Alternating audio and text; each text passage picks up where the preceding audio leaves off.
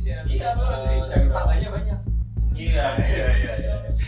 Kalau lu ke luar negeri kan, orang tahu lu ke luar negeri gitu ya. Setidaknya kan kanan, kiri, depan. Oleh-oleh gitu gitu ya. oleh-oleh.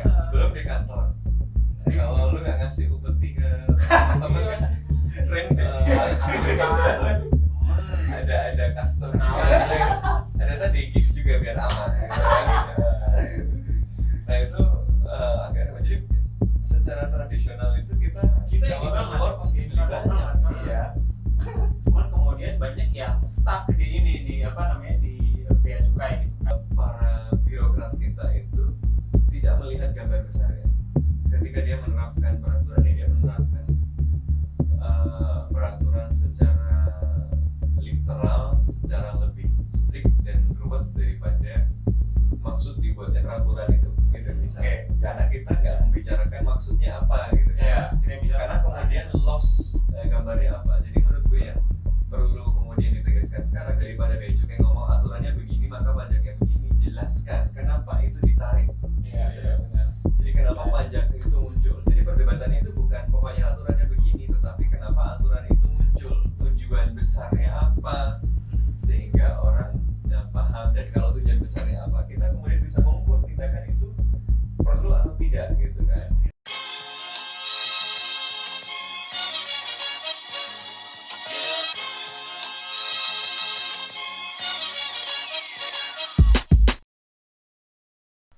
Selamat datang kembali di podcast Bebas Aktif season ketiga, episode ke-33 hari ini. 333 hari ini.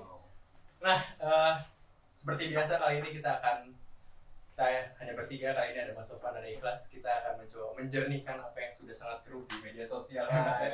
Udah ada yang nyewa KOL. Oh iya. Ada yang ngejawabnya pakai akun pribadi. Ini kan udah keruh sekali percakapan ya. Kita luruskan apa yang secara konseptual, secara eksekusi gimana, dan gimana pengaruhnya juga sama hubungan kita dengan negara lain. Apa yang akan kita bicarakan bermula dari sebuah roti dari Thailand. Yeah. Secara simpel ya. Roti susu Yang gue nggak tahu seenak apa sampai menimbulkan keributan yang segitunya ya. Dari roti susu disambut juga dengan berbagai thread, berbagai utas di Twitter ya tentang cerita-cerita orang-orang, rakyat-rakyat jelata ini yang baru pulang dari luar negeri dikenai berbagai banyak biaya. Luar biasa. Now everyone can fly. Ya, dan ceritanya tuh bukan cuma cerita yang baru, tapi orang juga nge-up cerita 4-5 tahun lalu gitu. Jadi bukan hal baru sebenarnya. Iya. Udah lama ada yang dapat hadiah, menang apa dapat hadiah dikenain. Ternyata yang dikerjain bukan gue doang. Iya, gitu kan. Terus banyak kita yang ada keluar semua bersama. Yang kemudian dijawab bukan oleh institusi tapi oleh akun pribadi. Yaitu ya kalian udah tahu lah siapa. Saya tidak tahu ya. Silakan cek sendiri gitu. Hati-hati sekali. Hati-hati sekali saya. Berarti sekali ya. Padahal kan Anda bekerja buat pemerintah nasi. Wah, jadi seperti status ini ya, employment. Nah, spill-spillan di Twitter ini membuat mata masyarakat tertuju kepada salah satu badan yang sebenarnya posisinya mungkin krusial ya. Salah satu dirjen Kesayangan Kementerian Sultan. Dirjen kesayangan. Yang kedua, kesayangan. Pertama DJP. Bea cukai. Bea cukai ya, pertama ya. Gosipnya begitu. Pastinya begitu. Nah, Yang akan diobrolin adalah Direktur Jenderal Bea Cukai yang banyak menimbulkan kegaduhan ya dalam sebulan mungkin kali ya. iya. Oh, berbulan-bulan. Berbulan-bulan. Jadi akhir tahun lalu lah jangan-jangan. Dengan berbagai kasusnya kita akan coba ulas ini, kita coba jernihkan, kita luruskan dari konsep bea cukai itu apa, karena berbeda ternyata, dan gimana dinamikanya di dunia internasional juga, karena kita masih podcast HI ya teman-teman. Di episode kali ini, tapi sebelumnya teman-teman boleh subscribe Kontekstual di YouTube. Ada podcast Bebas Aktif yang tayang seminggu sekali. Tapi customs itu sangat HI. Custom itu sangat HI. Basicnya HI benernya. HI. Cuman HI ini kebanyakan ngomongin ngawang gitu loh. Jadi yang ngurusin bea cukai orang ekonomi semua. Stan ya. Iya. Dan juga follow sosial media kita di @kontekstualcom di Twitter dan Instagram dan TikTok ya. Iya. Oke, kita mulai topik yang sangat menarik ini. 6 bulan tahun 2024 tapi bea cukai sudah 5 Rap. 6 bulan, sekarang bulan Juni. Mei. Astaga. Saya lupa waktu teman-teman, Luar biasa. kebanyakan kerja. Oke, udah hampir setengah kita 2024 tapi bea cukai kayaknya udah hampir dari awal tahun Dari mungkin awal. udah membuat Terus berbagai menjadi headline. kegiatan. Dan kemarin kan Bu Menteri sampai turun tangan Sampai gitu ya. turun tangan. Itu emang lagi puncaknya banget. Dan memang Dirjen Bea Cukai itu di bawahnya Kemenq. Ya, Bapak Askolani, selamat siang Pak. Anda kenal? Pernah. Wah, hati-hati kalau Apa? bisa kena TPP. Enggak, ini cuma ini doang. Nyapa. Nah, tapi kita dudukan dulu perkaranya nih karena banyak banget cabang-cabang permasalahannya. Kelas tadi gue bilang dari masalah milk ban, terus ada konten reels dari salah satu bea cukai di Kuala Namu ya, salah satu konten Iya, bea iya. cukai Kuala Namu.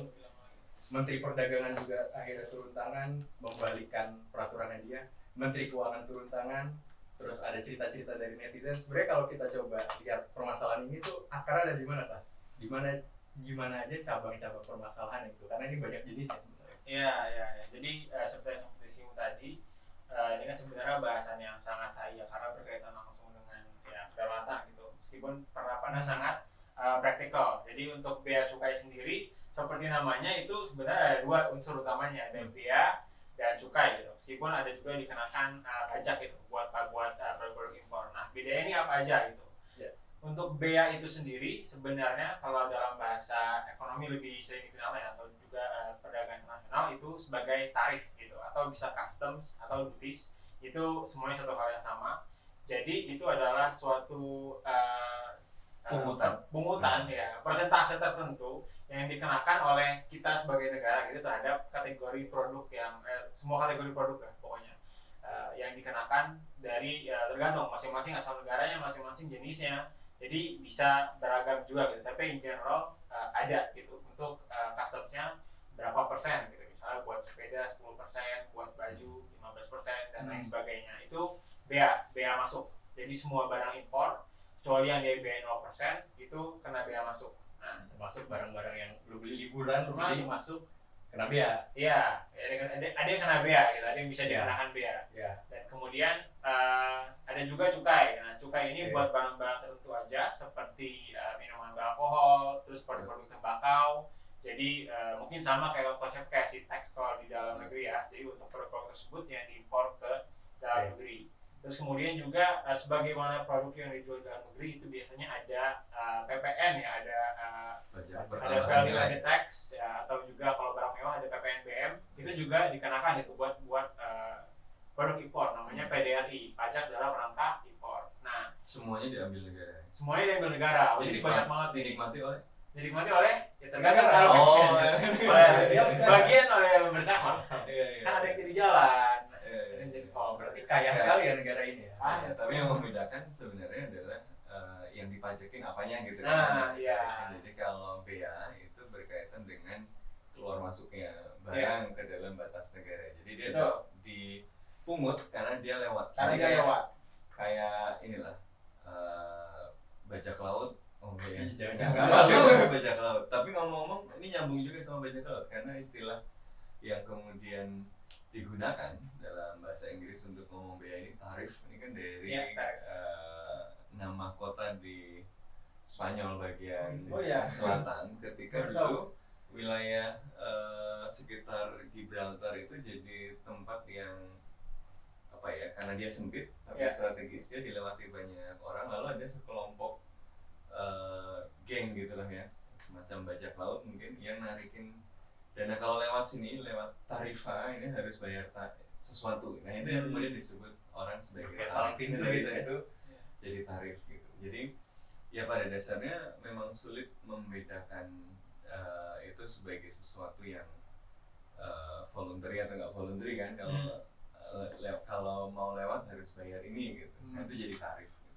Yang itu kemudian berkembang jadi istilah bahasa Inggris tarif yang kemudian di kita adalah bea karena dia sesuatu yang memunculkan biaya gitu. Iya. Sesuatu yang jadi kalau bea itu berkaitan dengan keluar masuknya Keluar masuk barang ke dalam satu batas negara. Iya. Dan nanti kaitannya sama asumsi bahwa negara itu yang mengendalikan dan punya kedaulatan atas Iya, kedaulatan. satu wilayah. Jadi dia bisa menentukan kalau sesuatu itu masuk ke dalam wilayahnya, aturannya seperti apa. Nah inilah yang kemudian muncul dalam bentuk bea. Selain bea masuk, ada bea keluar juga, ada gitu bea kan. Nah, jadi kaitannya sama border, kaitannya sama keluar masuknya barang dalam perbatasan. Nah, yang tadi kedua adalah cukai. Kalau cukai karena karakter dari barangnya.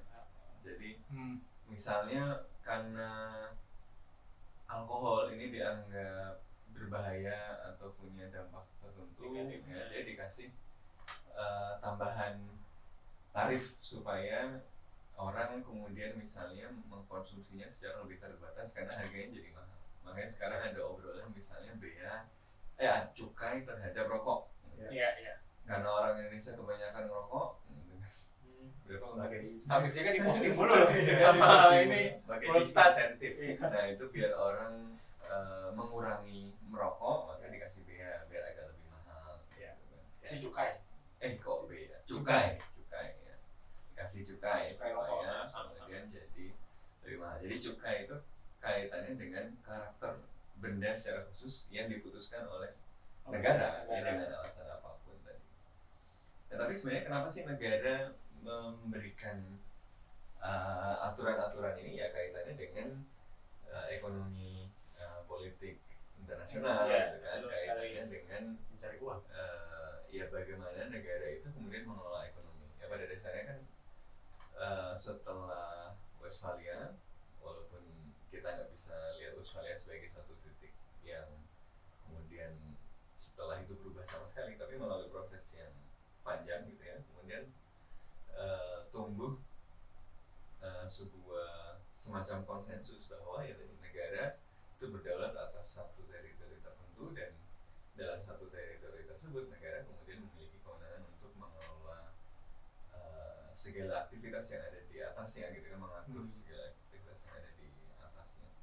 Dan pada saat yang bersamaan ini tumbuh dengan kebutuhan negara untuk memiliki sumber daya yang memadai. Karena kalau negara beda sama kerajaan gitu ya, yang dikelola oleh raja dan para bangsawan yang ada di sekitarnya, kan dia tidak perlu birokrasi yang terlalu banyak, karena yang penting dia punya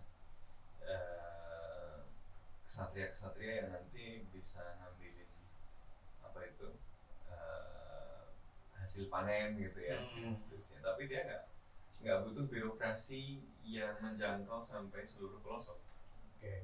Jadi dengan kemunculan negara modern yang itu meletakkan kekuasaan negara pada wilayah, ada kebutuhan juga dari negara untuk memiliki kemampuan untuk kemudian mengelola seluruh wilayah tadi. Kemampuan negara untuk mengelola seluruh wilayah tadi dengan birokrasi yang lebih luas, lebih profesional, itu kemudian membutuhkan sumber daya. Sumber dayanya diperoleh dari mana ya? Dari banyak sumber kan, pajak. Makanya pendataan orang itu dimulai ya dari kemunculan negara modern. Sensus-sensus ini mulai seiring dengan adanya kebutuhan negara modern untuk punya data orang untuk dipajakin. Iya. Dan untuk wilayah. Konon juga katanya itu nama-nama belakang itu, nama keluarga itu di Eropa dulu awalnya muncul juga karena kebutuhan negara modern tadi. Tadinya mereka nggak punya nama belakang.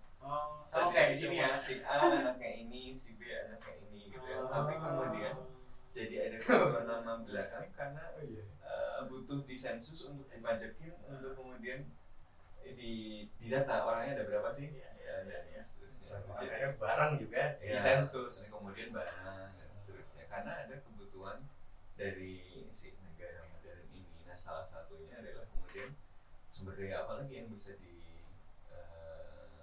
ya. Salah satunya adalah barang yang masuk dan barang yang keluar.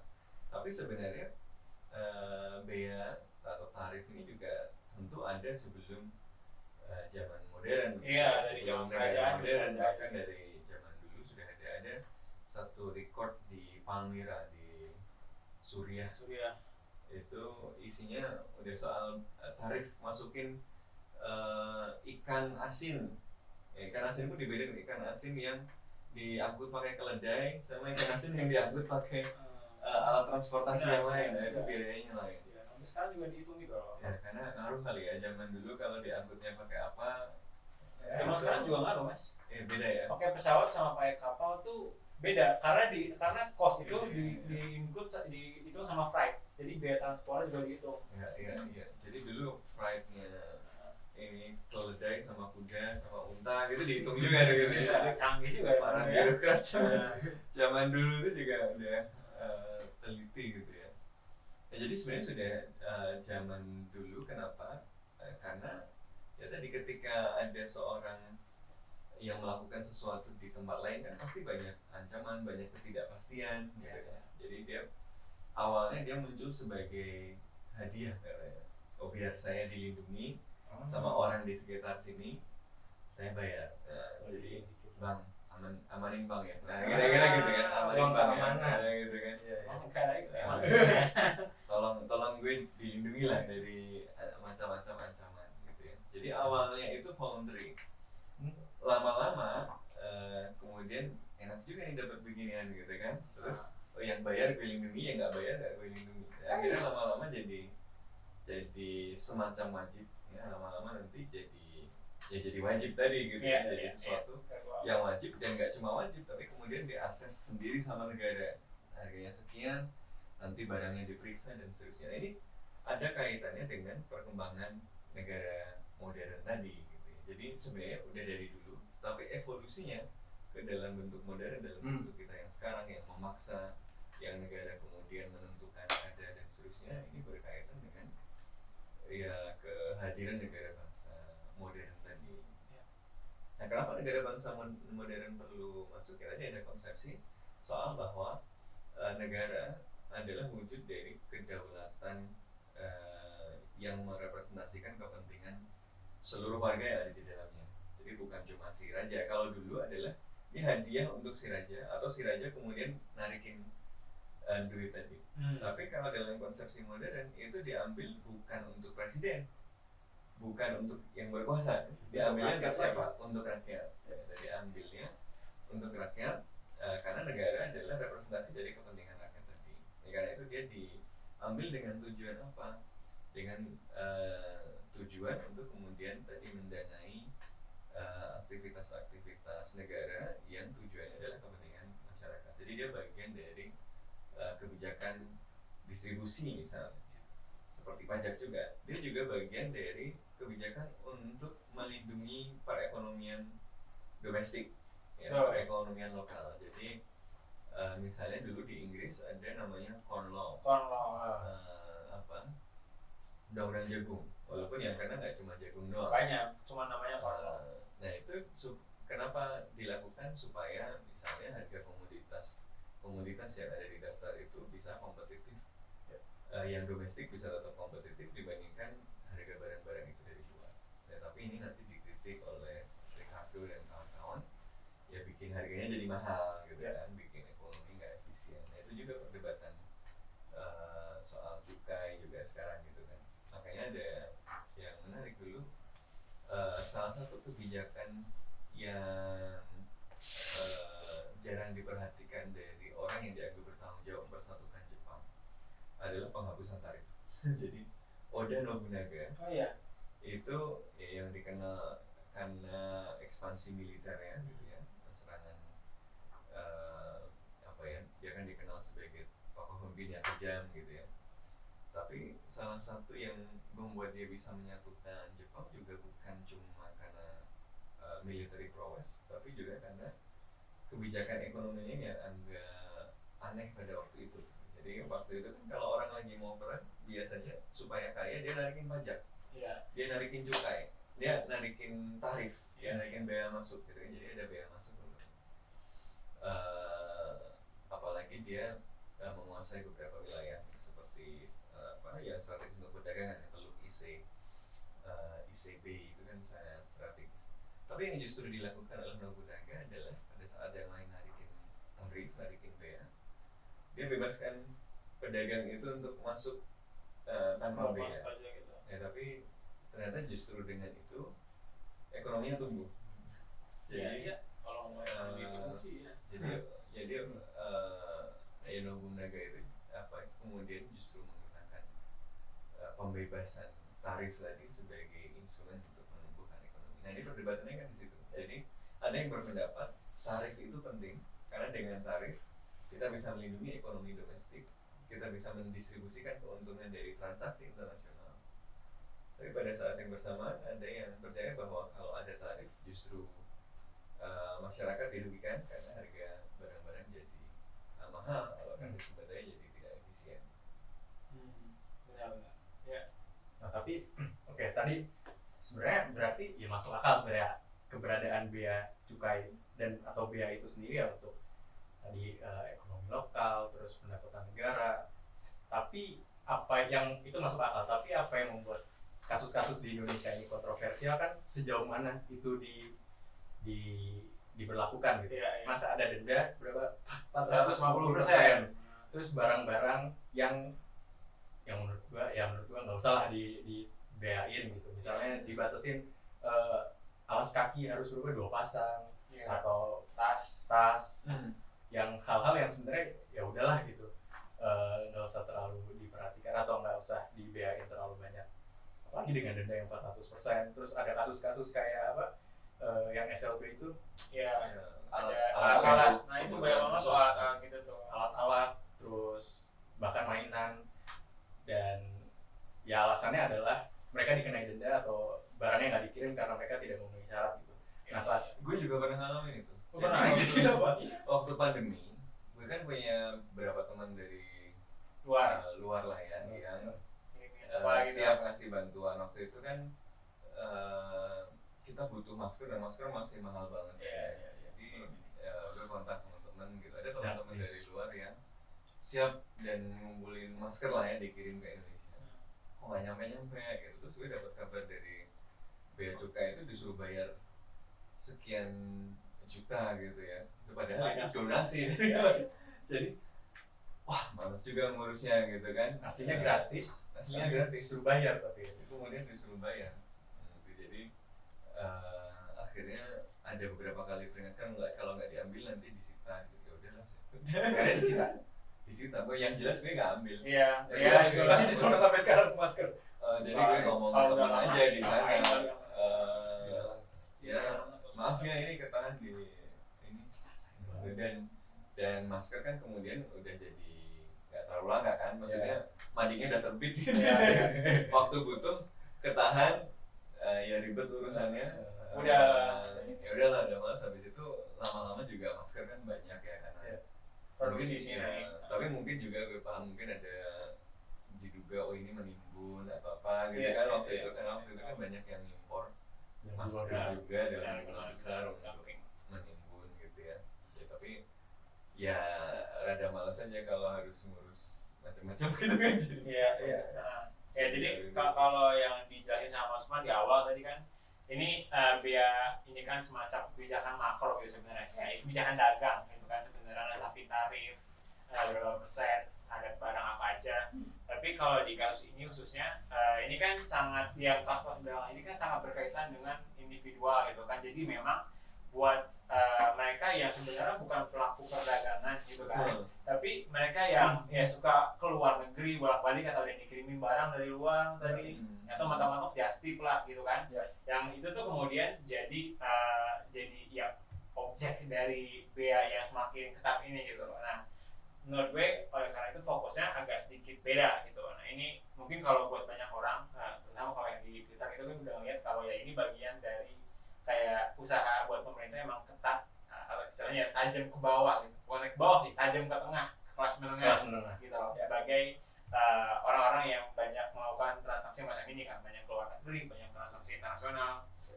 Jadi itu yang diketatin gitu loh, karena kalau ngomong perdagangan sih ya pelakunya harusnya perusahaan dan lain sebagainya, tapi ini kebanyakan justru individualnya gitu. Nah selama ini ya itu menjadi satu situ menjadi suatu fenomena yang bisa diduga gitu ya. Misalkan di Indonesia kita mesti akuin ada banyak barang yang nggak ada gitu, dan kemudian barang yang misalnya yang kalau nggak ada di Indonesia dibeli dari luar gitu dong. Cuma cuman kemudian itu jadi atau mungkin lebih murah di luar, itu kemudian menjadi bagian dari bisnis just tip misalnya. Tapi sekalipun just tip itu pun berlakunya itu nggak dalam skala masif gitu kalau menurut gue, itu masih dalam skala individual, jaring gitu lah intinya, nggak sampai bikin PT yang kayak gimana gitu, PT jasa titipan Indonesia kan nggak begitu. Dan kemudian juga buat orang yang suka bolak-balik ke luar negeri yang belanja itu part of their travel Lifestyle. gitu loh, part of their lifestyle ya. Mereka ya kita orang-orang ke Singapura, terus ke London, ke apalagi Dubai. orang Indonesia. Iya, apalagi orang Indonesia gitu. Tetangganya banyak. Iya. Kalau lu ke luar negeri kan, orang tahu lu ke luar negeri gitu ya. Setidaknya kan kanan, kiri, depan. Oleh-oleh gitu ya. oleh-oleh. Belum di kantor. Kalau lu nggak ngasih upeti ke teman-teman kan, Rente. ada custom sih. Ada tadi gift juga biar aman. Gitu. Nah itu agak ribet. Jadi secara tradisional itu kita ini kalau banget. keluar pasti beli banyak. Banget. Iya. Cuman kemudian banyak yang stuck di ini, di di bea cukai gitu kan, terutama di pengacaranya di imigrasi, karena dari salah satu peraturan juga dari Kementerian Perdagangan itu kan membatasi barang bawaan gitu, terutama yang nilai high value kayak tas, sepatu dan lain sebagainya, itu buat seorang maksimal berapa gitu kan. Nah, itu kalau buat beberapa sebagian besar orang itu kan itu kayak agak terlalu petty gitu loh untuk transaksi kecil itu, sampai harus sedemikian di pretelina sama pemerintah gitu, diperhatiin gitu. Value-nya kalau sepatu merek mahal ya wajar nggak sih dikenain bea Gucci itu masa? Iya, ya sebenarnya kalau Wajar. tergantung, balik lagi tergantung ke motifnya apa sebenarnya gitu loh. Kalau kalau misalnya kita taruh dalam framework besar, misalnya kita pengen Gucci buka di Indonesia gitu kan, itu mungkin lain soal gitu. Tapi kalau misalnya sepatu atau tas itu gitu yang memang mahal tapi sampai dikenakan tarif yang prohibitif gitu untuk masuk ke Indonesia, maka akan kontraproduktif gitu, karena jadi barang-barang yang bagus ataupun dengan yang paling maju gitu nggak bisa masuk ke Indonesia. Gue kira ini poin penting. Jadi perdebatan soal bea cukai hari ini itu selalu dijawab dengan pokoknya peraturannya begitu, regulasinya begitu. Iya. We need to go past that. Iya, Kita pastinya. perlu pergi melampaui sekedar urusan ini aturan atau enggak, tapi juga perdebatan filosofis soal kenapa sih aturannya begitu. Kenapa seperti itu, benar. Jadi misalnya begini, Bisa bertanggung kenapa sih jawab. dikasih tarif misalnya? Apakah tujuannya adalah untuk mendorong industri domestik? Ya. Kalau tujuannya, kalau bahasa agamanya kan makosid itu syariah. Ya. gitu kan. Jadi tujuan hukumnya adalah untuk melindungi industri domestik misalnya. Berarti ya seharusnya yang kemudian dibuat aturannya adalah yang punya dampak pada industri domestik gitu kan. Jadi kalau levelnya cuma datang 1, 2 itu ngaruh nggak? Itu nggak ngaruh, ke benar. dalam industri domestik? Iya. Ya nggak ngaruh kan? Nggak Dia ngaruh. nggak berdampak pada dinamika pasar domestik, nggak merubah harga dan seterusnya. Buat apa diintervensi gitu? Kalau tujuannya adalah proteksi. Ya. Jadi poinnya adalah tarif-tarif ini itu kan muncul karena ada satu strategi ekonomi politik tertentu. Ada strategi dagang tertentu. Jadi jangan sampai kita menerapkan itu kayak robot, cuma pokoknya tarifnya begini, aturannya begini harus dilakukan. Tapi harus dipahami kenapa aturan itu muncul. Tadi apa itu makosidnya? Nah, gitu. Misalnya kalau dia muncul karena kehendak untuk melindungi industri domestik, itu maka kan harus jelas misalnya kenapa misalnya barang itu dikasih tarif segini. Berarti kan ada ukurannya. Kalau dia masuk dalam jumlah tertentu, dia akan memberikan dampak pada ekonomi domestik. Karena barang jadi banyak, dia mempengaruhi harga domestik untuk barang sejenis. Tapi kalau enggak, ya buat apa dilarang dan diteliti satu-satu gitu kan? Itu satu. Kalau tujuannya misalnya bukan perlindungan ekonomi domestik, tapi ya tadi misalnya beneran nyari duit, negara cari duit, ya harus dihitung cost dan benefitnya. Misalnya kalau negara cari duit, kemudian lu mantau seluruh barang masuk termasuk yang remeh-temeh, itu kan artinya waktu, uang, sumber daya untuk ngawasin yang detil-detil, Iya, beneran nggak itu cost-nya lebih kecil daripada apa yang didapatkan dari situ. Iya, Jadi nggak efisien, Iya, nggak cost efisien, malah jadi rugi. Akhirnya negara malah butuh birokrasi lebih besar untuk mendapatkan sesuatu yang lebih kecil. Jadi tujuan filosofis untuk mendapatkan sumber daya negara jadi tidak didapatkan gitu. Jadi nggak logical gitu. Kalau kemudian kita hanya meletakkannya pada pokoknya aturan yang begitu gitu. Jadi harus dilihat tuh, dan dari situ kita bisa make sense. Masuk akal nggak sih aturannya, dan gimana sih kita mengimplementasikannya? Apa iya seluruh seluruh orang yang datang dari luar negeri, seluruh wisatawan kita yang baru wisata dari luar kemudian diperiksa satu-satu dengan penuh kecurigaan, seberapa besar sih pendapatan negara yang bisa diperoleh dari situ kan? Enggak gitu. Jadi harus dilihat gambar besar. Gambar besarnya adalah trade policy, gambar besarnya adalah economic policy. Jadi tujuan dari kebijakan tarif itu apa? Ya ibarat di satu bandara ini daripada biaya untuk ngediriin kantor bea cukai di sana berapa tapi dapat cuma berapa gitu kan, cuma sedikit gitu. Ini nggak sebanding. Kalau ngeliat yang kejadian di Indonesia sekarang, menurut Lukas, apa tujuan besar ya sebenarnya? Dari nyari uang dong, karena yang kecil-kecil kena semua. Nah kalau ini agak sulit gitu kan, karena kita nyari kausal ya, ini sebabnya apa. Tapi kalau menurut gue sih ya, dari masyarakat juga ngerti gitu, keseluruhan pemikiran pemerintah itu ujung-ujungnya berbagai pemikiran ya bersatu, tapi ujung-ujungnya tuh bikin orang susah gitu, bikin rakyat sulit karena dari berbagai pengen bikin rakyat sulit, terutama kelas menengah gitu ya nih. Nah karena dari berbagai barang yang nyatanya dibutuhkan itu akhirnya nggak bisa diperoleh gitu kan, yang banyak di antara tuh emang secara de facto nggak ada di Indonesia gitu loh, nggak ada, dan kemudian nggak ada cara yang digunakan misalnya buat ya bukan di Indonesia atau gimana. Jadinya ya emang mereka pada ya dari birokrasi dari sini pada pemikiran proteksionis gitu kan, gimana minimalisir barang-barang yang masuk gitu. Terutama kalau yang menurut gue sih yang menjadi sasaran ini kan yang kadang-kadang itu just tip gitu kan, misalnya salah satunya. Dan kemudian karena just tip itu dianggap perdagangan ilegal kan? Iya. Ilegal. Oh, dianggapnya ilegal just tip. Sebenarnya nggak ada yang melarang juga, cuma maksudnya kan nggak lewat, Karena dia kayak impor walaupun tapi dalam jumlah kecil Iya. tapi nggak lapor, ya sehingga dia dianggap sebagai tidak membayar bea impor sehingga merugikan negara. Itu menurut gue logika yang legalistik tadi. ya logikanya merugikan negara. Logika legalistik yang tidak memahami tarif sebagai bagian dari kebijakan dagang gitu, sehingga menghamburkan sumber daya negara jadinya gitu. Iya. Jadi karena Musnahin milk ban gitu kan mahal ya kayaknya. betul, maksudnya gini, Iya.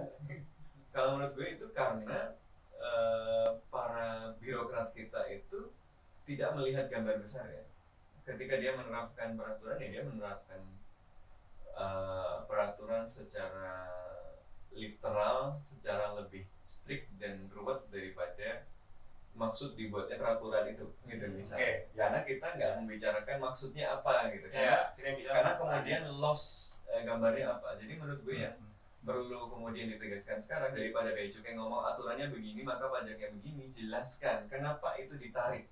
Iya benar. Jadi kenapa pajak itu muncul. Jadi perdebatannya itu bukan pokoknya aturannya begini, tetapi kenapa aturan itu muncul, tujuan besarnya apa, sehingga orang paham. Dan kalau tujuan besarnya apa, kita kemudian bisa mengukur tindakan itu perlu atau tidak gitu kan. Misalnya sampai yang kecil-kecil tadi. Jadi menurut gue problemnya adalah legalisme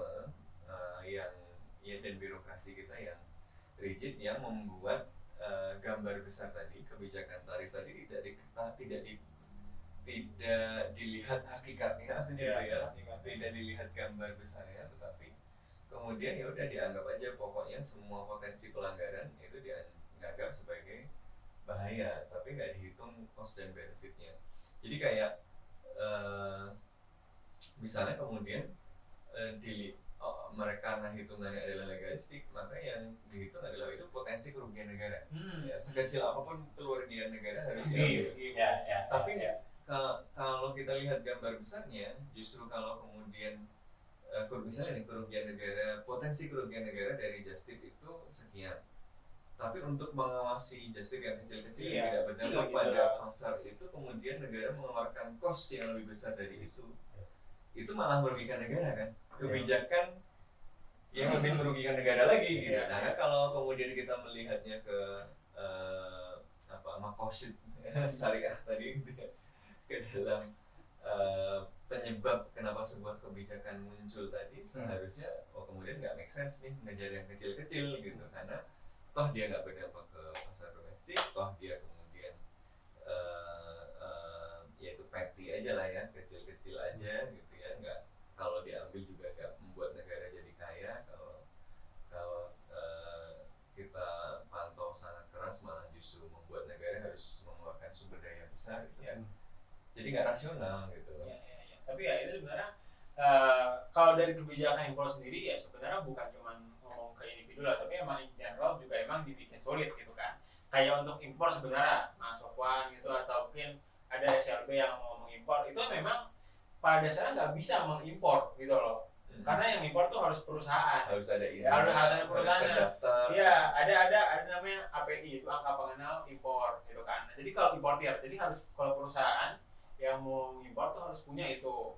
Terus nanti harus dispesifikasi lagi, ada APIP, ada APIU. Nah, itu tuh nanti ditanya nih, Anda mengimpor untuk produksi lagi atau cuma buat konsumsi doang. Nah, karena beda. Kalau produksi di apa, nggak terlalu besar biasanya. Tapi kalau karena dorong domestik. Nah, tapi kalau buat dikonsumsi doang biasanya agak susah gitu loh, lebih ribet. Dan ini pun yang impor tuh perusahaan gitu loh. Jadi perusahaannya udah diketatin, ya individual juga lebih lagi gitu. Kadang-kadang jadi edru perkaranya seperti itu gitu kan. Dan kemudian juga sih emang apa ya, sosialisasi. Karena itu kan yang banyak di yang ramai diomongin juga gitu kan. Dia bilang peraturannya begitu, kita nggak tahu peraturannya apa. Tahu-tahu impor sepatu 10 juta kena denda 31 juta dan lain sebagainya. Karena ya emang ini selain soal filosofis yang tadi, gambar besar tadi yang harus diperjelas, ini kita harapkan juru bicara Kementerian Sultan itu juga menyampaikan itu. Yang ditanya tapi udah bukan staf lagi loh. Kira Anda sudah mundur. Sangat setia, Pasti, susah iya. move on. Role-nya sih ini. Tapi masih komisaris kan? Nggak tahu ya. Nggak tahu saya. Iya kayaknya sih ya. Kayaknya sih. Menjelaskan loyalitas loyalitasnya. Boleh ya, nanti ribet nggak jadi deh. Nggak apa-apa. Anyway. Persoalan soal filosofis tadi yang menurut gue perlu dijawab dan dijelaskan dengan lebih baik oleh seluruh otoritas yang terlibat dalam kacauan ini gitu ya, adalah soal teknisnya. Jadi oke lah kalau kemudian mau membatasi just tip gitu ya, atau mencegah impor ilegal karena dianggap mengancam ekonomi domestik atau dianggap merugikan keuangan negara gitu ya. Selain tadi yang pertama penjelasan filosofinya apa, kemudian hitung-hitungan cost benefitnya kayak apa, tahap berikutnya adalah kalaupun dua itu lolos, tahap berikutnya adalah teknisnya gimana gitu. Nah ini yang kemudian sering problematik karena kita menerima bahwa penting ada tarif, penting ada kontrol negara untuk itu, tapi di lapangan kemudian siapa yang mengakses harganya panduannya apa? Salah satu komplain kan misalnya hadiah itu kan jelas gratis misalnya.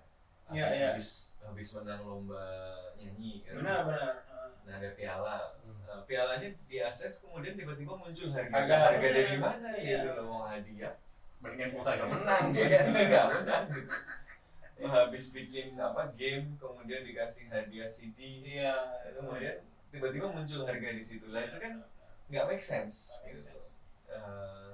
Jadi siapa yang kemudian menentukan harganya, asesmennya bagaimana, dan seterusnya itu yang menurut gue harus lebih jelas. Termasuk juga paradigma teknisnya itu jangan kayak ngelihat warga negara itu sebagai penjahat gitu. Iya, asumsi dasarnya itu kan selalu collective punishment. warga negara itu mau berbuat curang gitu, sehingga harus dicurigai terus. Ya makanya dicurigai berlebihan gitu kan, padahal ya wajar kalau negaranya curigaan, wajar kalau rakyatnya curigaan kan. Iya. Mutual, trust itu mutual. Kalau negara distrust pada kita, ya kita juga distrust. Gitu. Ya, itu wajar aja kan. Wajar aja. Kalau negara itu setiap hari itu melihat kita dengan mata curiga gitu ya, dan mengawasi kita sampai ada spyware dari Israel gitu misalnya, ya wajar kalau kita nggak percaya juga kan. Itu mutual. Love itu mutual, hate juga mutual. Distrust itu juga mutual gitu. Jadi kalau negara approach-nya itu mencurigai warga negara, ya responnya pasti kayak gini. Jadi emang negara itu harus punya paradigma yang melayani gitu ya, seperti di dalam training PNS itu melayani gitu kan, harusnya begitu. Tapi ya selain poin filosofis tadi kan, menurut gue juga ada bad case of enforcement. Maksudnya di lapangan juga banyak terjadi kekeliruan dan perbedaan perlakuan terhadap beberapa orang. Misalnya ini orang terlihat seperti apa, dipersulit, tapi yang tadi dulu bilang tajam ke tengah, mungkin tumpul ke atas. Ada orang-orang tajam ke bawah, tumpul ke atas. Tadi ke tengah soalnya. Ke Tapi ini kelas menengah ya sama konteksnya. Ke bawah lebih tajam lagi. Iya, lebih tajam lagi. Ngomongnya impor. Ya, dan tumpul ke atas gitu.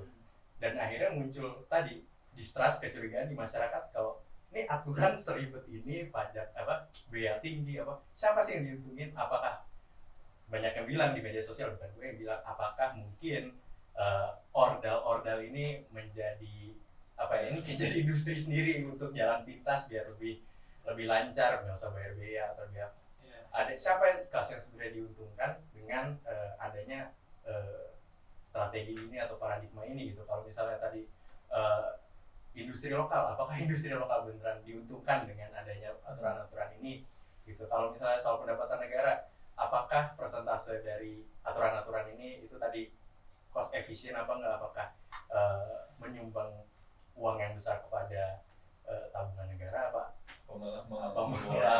malah jebol. Ya kalau lo nanya di number sih gue nggak tahu ya, karena Kementerian keuangan dan bea cukai pun nggak tahu gitu, mungkin ada pastinya untung rugi berapa gitu. Tapi yang pasti dengan web of regulation ini, red tape gitu ya, kalau bahasa policy itu semakin banyak, itu yang bisa melewati cuma orang-orang dengan resources yang banyak gitu. Resources dalam berbagai arti gitu. Misalnya dalam konteks bisnis ya, yang benar-benar bisa melewati labirin peraturan ini adalah orang yang punya resources buat bayar konsultan, buat ada orang ahli public policy yang dia bisa ngajak kenalan ke orang bea cukai dan dia tahu peraturan yang dia tahu mesti ngapain gitu kan. Nah itu baru misalnya dia bisa mengimpor itu suatu, menumbuhkan industri domestik, itu menumbuhkan industri industri konsultasi. maksudnya.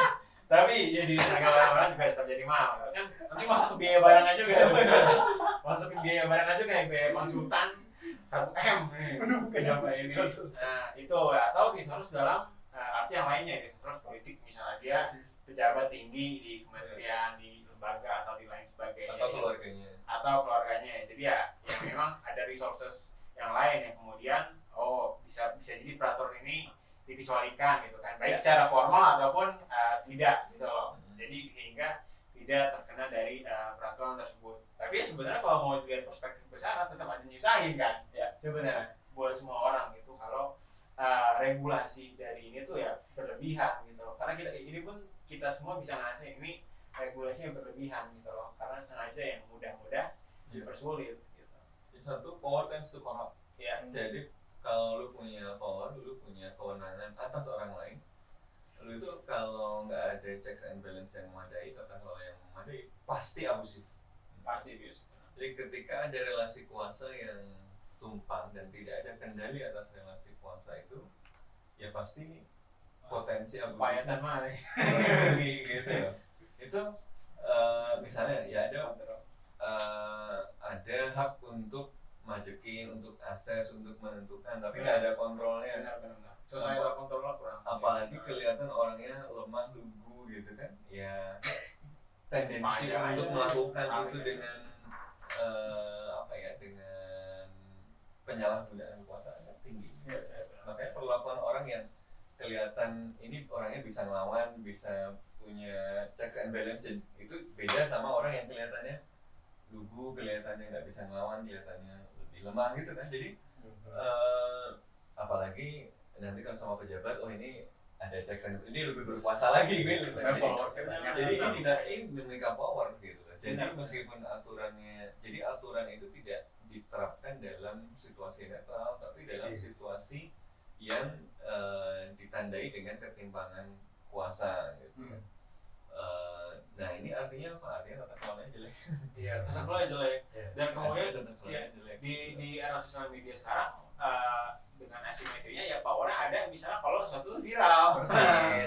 Persis. Jadi makanya kalau viral baru turun 2 tahun baru turun gitu dari tahun lalu. Jadi satu problemnya adalah ketimpangan kuasa dan ke tata kelola yang buruk sehingga checks and balance-nya nggak jalan. Jadi solusinya ya perbaiki tata kelolanya dan checks and balance yang lebih yang harus mengawasi kuat tadi. Tata kelolanya harusnya DPR. Publik DPR juga. Tapi DPR kayaknya kind of in the same league kayaknya ya. Dan kemudian kedua, selain soal tata kelola yang buruk sehingga relasi kuasa tadi bisa muncul, ya karena kemudian potensi abusif tadi ya memang menguntungkan, memunculkan potensi rente dan penyalahgunaan gitu ya. Untuk ya orang-orang yang kemudian mengeksploitasi ruang-ruang yang muncul dari ketimpangan kekuasaan tadi. Misalnya kalau saya punya wewenang untuk menentukan barang ini boleh masuk atau enggak dengan harga sekian atau enggak, kemudian tidak ada checks and balance yang baik, saya bisa lakukan negosiasi. Oh, nggak usah bayar segini, bayarnya segini aja, tapi bayarnya ke saya. Itu kan hal praktik. Saya nggak mengatakan ada, saya nggak mengatakan cerita ini banyak, ada juga. Hipotetikal. Tapi maksudnya di kasus-kasus lain kayak pelanggaran lalu lintas dan seterusnya, itu ya begitu aja, itu standar aja. Ketika Anda punya kewenangannya tidak terkontrol, kemudian bisa mendapatkan rente dari situ, ya pasti dipakai. Itu apa ya? Ya alamiah aja. Mau ekonomi terus ini. Apa ya? Ya tadi. Jadi potensi untuk itu tuh tinggi. Nggak semua orang begitu, tapi pasti ada segelintir orang yang begitu, pasti ada gitu. Ada sekian sistemnya persentase memungkinkan untuk itu. Kalau sistemnya mungkin itu ya.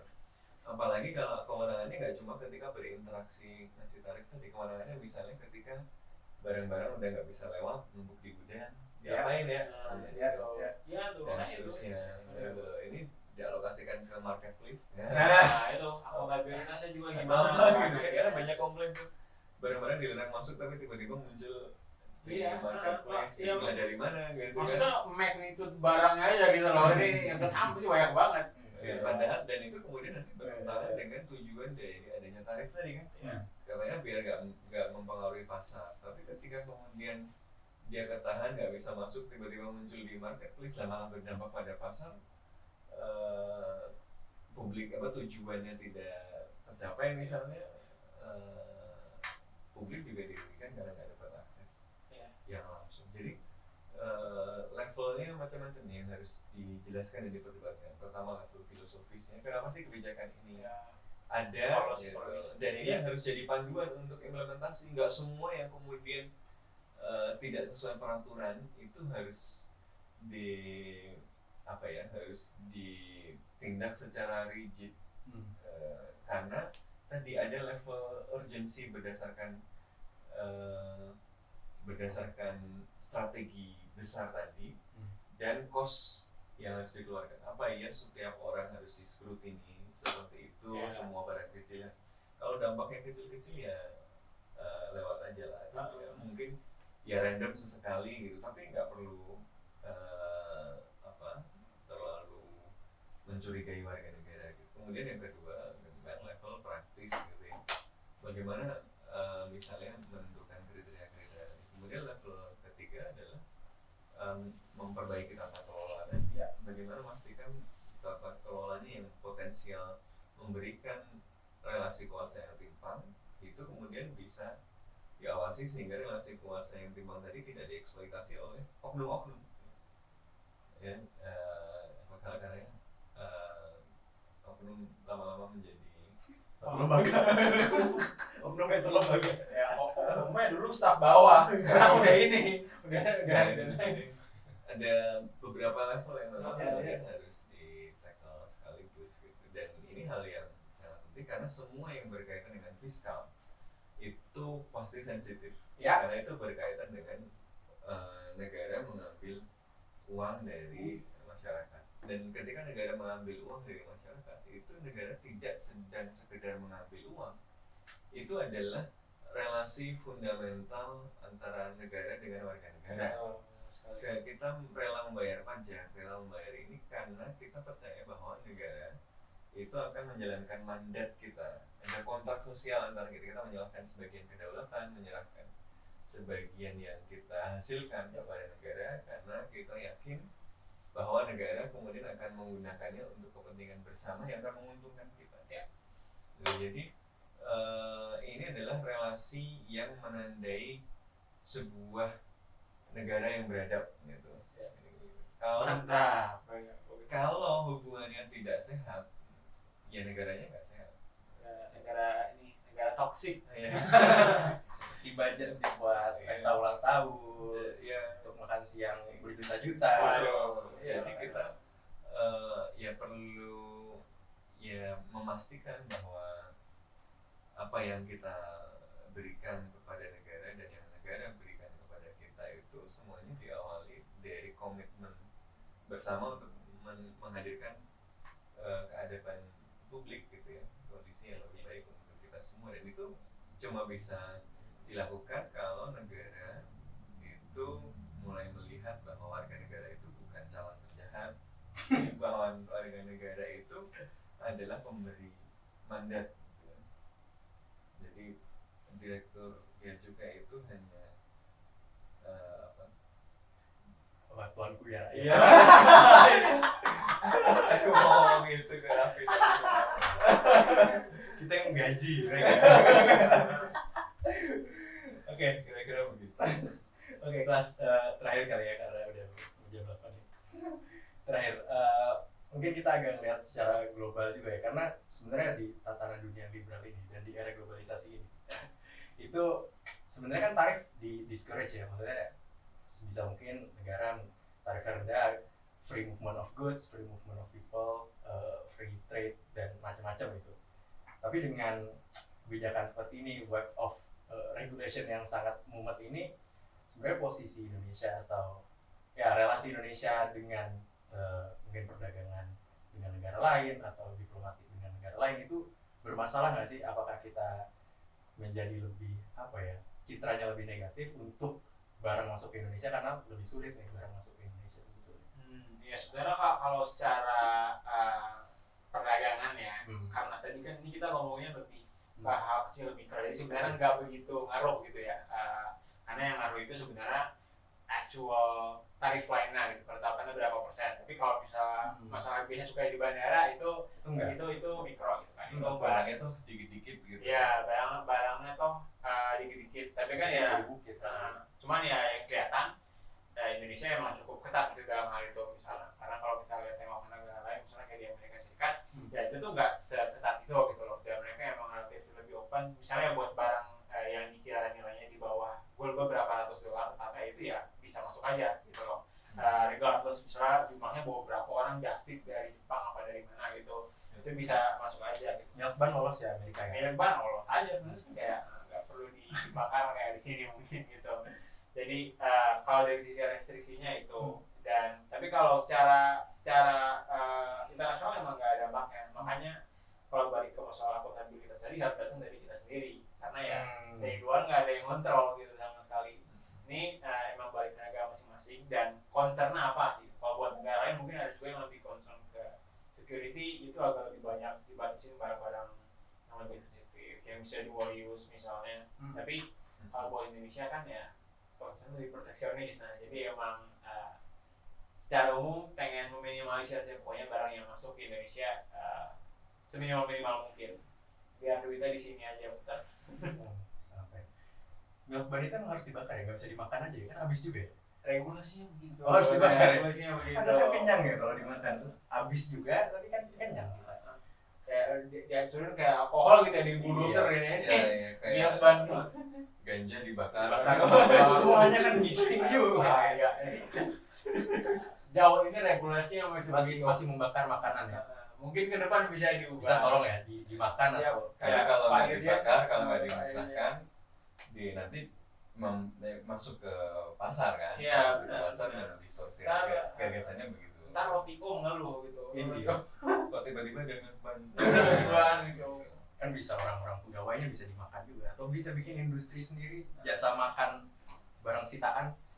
Tapi regulasi itu harus jelas. Harus Karena- jelas, pasti. Karena kadang-kadang kalau kayak gitu ada moral hazardnya juga. Ya itu. Itu. Itu nanti ya kayak yang di Twitter lah. Mungkin bukan apa ada masukan konkret. Nah itu Ini masukan konkret nih.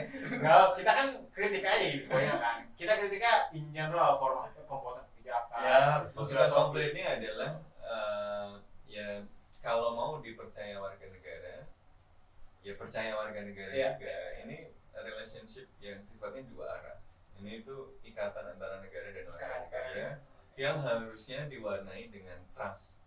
Warga negara percaya kalau dengan dia cinta. lihat bahwa pejabatnya itu nggak korup, pejabatnya nggak pakai uang negara untuk nyunatin cucu, rakyat, Astaga. pejabatnya nggak menggunakan ini untuk misalnya membiayai foya-foya anaknya gitu kan, Ya, kita rakyat percaya, itu percaya. akan ini tadi seperti dibilang Ikhlas tadi kan, karena barangnya kecil-kecil, sebenarnya intinya ada pada self report kan dari si warga. Kalau kenapa warga kemudian menghindar dan macam-macam? Karena warga nggak punya trust kepada negara gitu loh.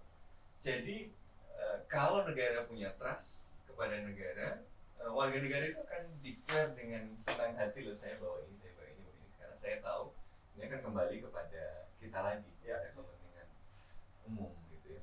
Jadi ini problemnya adalah karena negara yang nggak percaya warganya nggak percaya negaranya. Wah, Luar itu dia. biasa. Itu kunci. Intinya kebutuhan gue rakyat ya. Iya. Bisa ada. Oke. Udah selesai kampanye. Oke, stop. Kita stop sampai di situ aja. Terima kasih teman-teman udah mendengarkan, semoga mencerahkan dan konkret ya. Tadi bahasan konkret itu konkret sekali. Bahasan dari kita semoga membantu juga. Jangan lupa subscribe Kontekstual, follow kita di media sosial @kontekstual.com. Gue Raffi, Mas Sofwan dan Ikhlas cabut dulu. Kita ketemu lagi di podcast Bebas Aktif episode selanjutnya.